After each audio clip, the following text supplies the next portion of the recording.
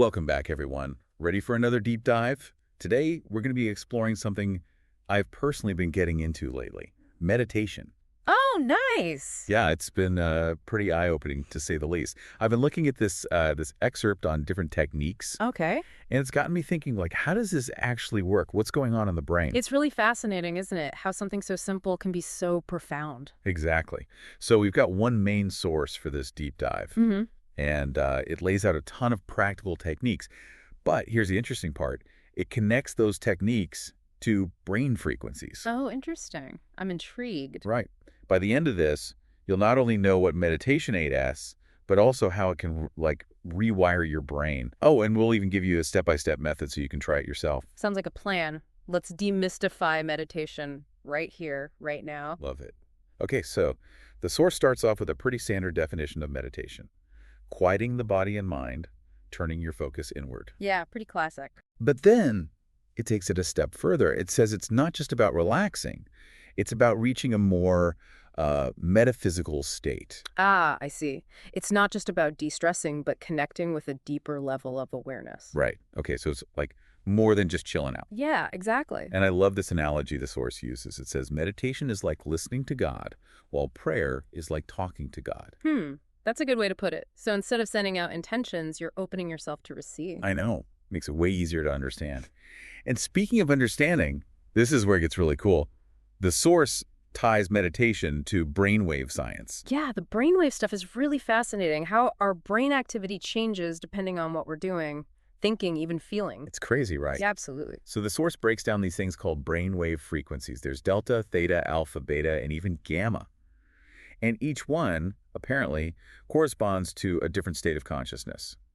So delta waves, those are dominant during deep sleep. That's right. Yep. When our bodies are focused on repair and rejuvenation. Makes sense. Then you have theta, which is linked to creativity, deep meditation, even those aha moments. Exactly. Like when you suddenly figure out the answer to a problem that's been bugging you all day. Oh, totally. Then there's alpha, which kicks in when we're relaxed. Starting to enter that meditative state. And beta, that's our everyday busy brain, right? Thinking, planning, all that jazz. Precisely. And last but not least, gamma, those high-frequency waves linked to peak performance, like when you're super focused and learning something new. Wow, so it's like our brains are always humming along at different frequencies, depending on what we're up to. Exactly. It's a constant symphony of electrical activity. And what's really cool is that meditation can actually shift those frequencies. The source says it moves us from that busy beta state to more relaxed alpha, or even theta. Right. That's where the real magic happens, when those brain waves start to shift. And there's another layer to this, too, that I think you'll find pretty interesting. Okay, I'm all ears. This better be good. Have you ever heard of the Schumann resonance? Can't say I have. Well, it's the Earth's natural frequency, and it pulses at 7.83 hertz, which, as it happens, is within the theta range. No way. So are you saying that, like, when you're meditating and your brain waves go into theta, you're kind of syncing up with the planet? It's a fascinating idea, right? That's wild. Does it actually do anything, though? Like, does that connection have any effect? Well, some research suggests that being exposed to the Schumann resonance can be beneficial. Like, it can help with sleep, stress reduction, even pain perception. Now, whether meditation directly taps into this is still being explored, but it definitely adds a whole other dimension to the idea of feeling grounded and centered after meditating, wouldn't you say? Totally. Like you're Yeah. tapping into the Earth's own rhythm. Okay, so we've got meditation shifting our brainwaves, maybe even syncing us with the Earth. The source also mentions that it impacts us on, like, 3 levels: physical relaxation, mental focus, and something it calls spiritual rejuvenation. Yeah, and it all comes back to those brainwave changes we were talking about. As we move away from that stressed out beta state, our bodies naturally relax. Mentally, our focus sharpens because we're training our minds to stay present. And spiritually, well, there's a sense of connection and renewal that a lot of people experience through meditation. This is way more complex than I thought. I mean, you always hear about how meditation's good for stress, but it sounds like it's doing a whole lot more in our brains. It's truly remarkable. And these changes can be seen in the brain itself. Studies show that meditation can actually enhance specific areas, leading to better memory, increased compassion, and empathy. And it calms down those regions associated with anxiety, fear, and stress. Whoa. It's like giving your brain a total makeover. Exactly. Now, I'm guessing there's more than one way to reach this meditative state of the Oh, way. you're absolutely right. The world of meditation is surprisingly diverse. The source lists a bunch of different forms: walking in nature, stargazing, mantra meditation, mindfulness practices. The list goes on. So it's not just about sitting cross-legged and chanting Om. Nope, not at all. The key is finding what resonates with you and what you're hoping to achieve. Each form has its own unique benefits and approach. So different types of meditation, different benefits. Do we know what those might be? Great question, and thankfully the source dives into that too. It gives a pretty extensive list, categorized by physical health, mental and emotional well-being, and cognitive enhancements. Wow, so this is more than just feeling calmer, huh? Mm. What are some of the benefits that really jump out at you? Well, one that always fascinates me is the impact on pain tolerance. Imagine having the ability to manage discomfort just through the power of your mind. That's incredible. What about the claims that meditation can, like, slow down aging? Is there any truth to that? That's a really interesting area of research. There's evidence suggesting that meditation can impact things like telomere length, which are associated with cellular aging. It's still early, but the potential is definitely there. Okay, so we've got pain management, potentially slowing down aging. This is getting more and more interesting. The source also mentioned something about passive and active meditation. What's the difference? Ah, good catch. So passive meditation involves focusing on a specific object or activity, like listening to calming music or just focusing on your breath. Okay, so it's about concentrating on something either external or internal to quiet the mind. Exactly. Active meditation, on the other hand, involves movement that helps you enhance your focus. Things like mindful yoga or Tai Chi would fall under this category. So you can actually move and still be meditating. Absolutely. It's all about finding the approach that works best for you. Now, to add a bit of historical context here, the source introduces us to Edgar Cayce. Have you heard of him? That name rings a bell, but I can't quite place it. He was a pretty prominent figure in the early 20th century, and he was a big advocate for meditation. He was known for his intuitive abilities and insights into health and spirituality.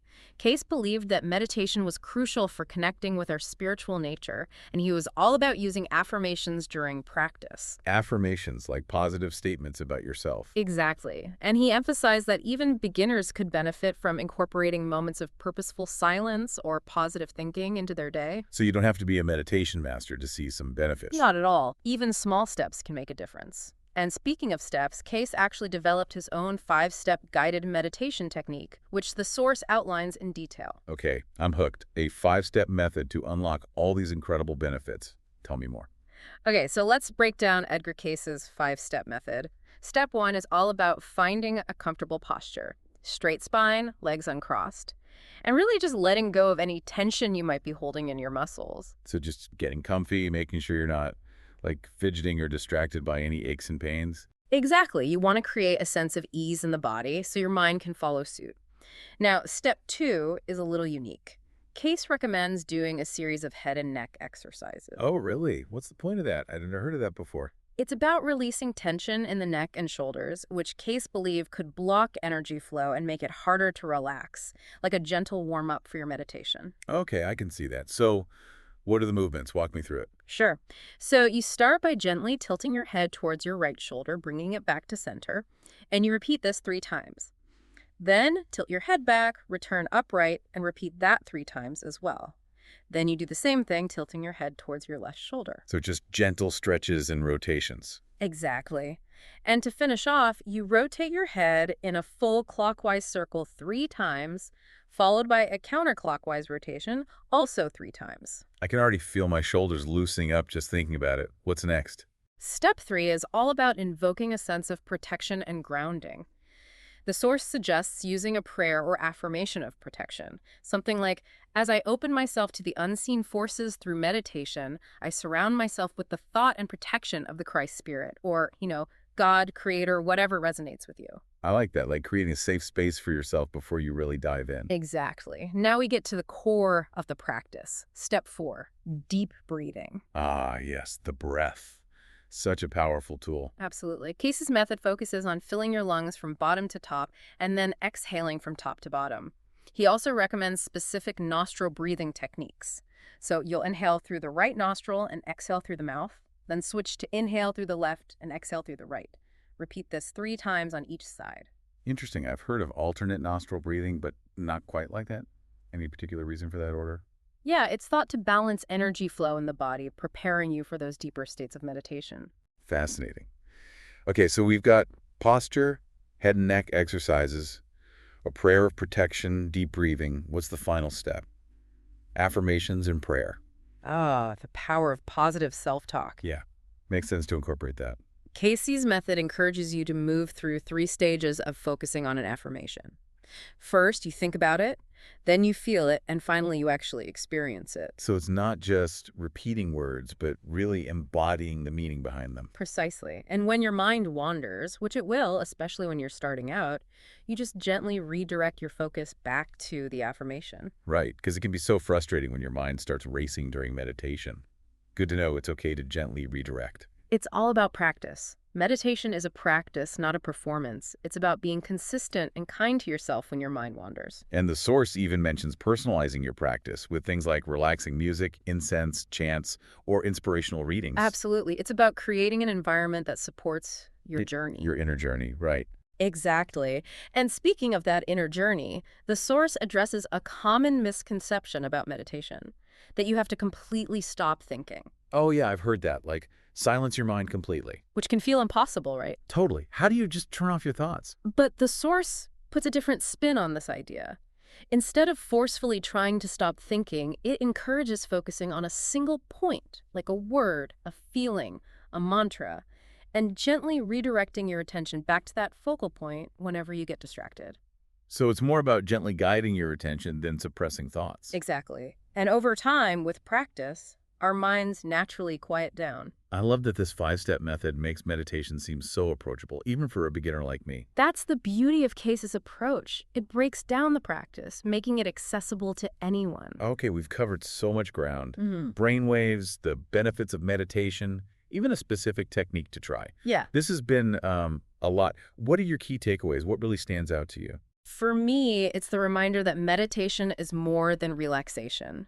It's a tool for growth, self-discovery, and maybe even like tapping into a deeper connection with the world. I agree. And the brainwave connection blew my mind. It makes meditation seem even more impactful. Knowing that it can shift our brain activity and maybe even sync us with the Earth's frequency. It really shows how interconnected we all are. Right. On a more practical level, I'm definitely intrigued by Case's 5-step method. Seems pretty straightforward, so I'm excited to try it. I encourage you to. And just remember, it takes practice and patience.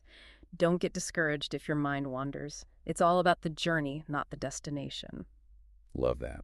So we've explored a lot about meditation today. The science, the spiritual side, the practical, the profound. Hopefully you're feeling more informed about what meditation is, how it can benefit you, and how to get started. Yeah, we've given you a lot to think about, but I want to leave you with this. Considering all these different practices we talked about, what type of meditation really speaks to you? What are you hoping to get out of a practice like this? It really is a great question. So much to explore, right? I know, it's exciting. Like, where do you even begin? Well, the good news is what we've talked about today is just the tip of the iceberg. There are tons of resources out there.